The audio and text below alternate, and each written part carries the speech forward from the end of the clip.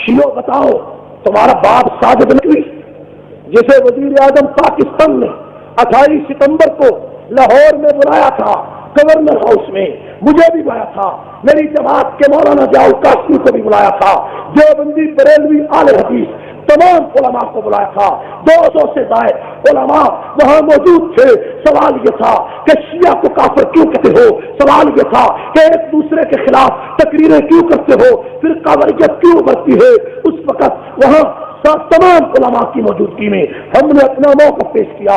میں نے وزیر اعظم کے سامنے خمینی کی کتاب کشف اسرار پیش کی، وزیر اعظم نے کانوں کو ہاتھ لگا دیے۔ وہ وزیر اعظم جو کہتا تھا کہ تم خان کا کافر کہتے ہو، جب میں نے کتاب دکھائی اس نے کہا یہ واقعی سیرت مسئلہ ہے۔ اس کے بعد میں نے غلام حسین نقوی کی وہ کتاب دکھائی جس کا نام تحفہ حنفیہ ہے، جس کتاب سے 250 صفحے کائنات کا وہ کالا کافر کہتا ہے۔ ابو بکر عمر عثمان کا نام انسان اپنی شرمگاہ پر لکھے تو اس سے بڑا اجر کوئی نہیں مل سکتا۔ جب میں نے یہ کتاب پیش کی تو اس اجتماع میں مولانا عبدالستار خامیازی کی چیخیں نکل گئی۔ انہوں نے رو کر کہا لاؤ یہ کتاب مجھے دو، میں اس کو جہنم رسید کروں گا۔ ساجد نقوی تم سچے ہوتے اس جگہ آتے، تم سچے ہوتے وزیر اعظم کے سامنے میرے سوال کا جواب دیتے، تم سچے ہوتے ٹیبل پر آتے، تم نہیں سچے تھے، نہیں آئے ہو۔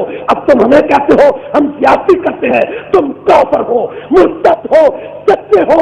آؤ ابھی کوئی کچہری بناؤ، آؤ میدان میں لاہور میں مینار پاکستان کے میدان میں کچہری لگاؤ، عدالت لگاؤ، آؤ مجھے ملزم کی حیثیت سے پیش کرو، جج بھی تمہارے، وکیل بھی تمہارے، ملا بھی تمہارے، عدالت بھی تمہاری، مجھے پیش کرو۔ اگر انہی کتابوں سے تمہارا کفر ثابت نہ کر سکا اسی جگہ گولی مار دو، نہیں ثابت کر سکا گولی مار دو، اور اگر ثابت کر سکا تو تمہارا باپ خمینی قبر سے نکل کر آ جائے، مجھے تمہیں کافر کہنے سے کوئی روک نہیں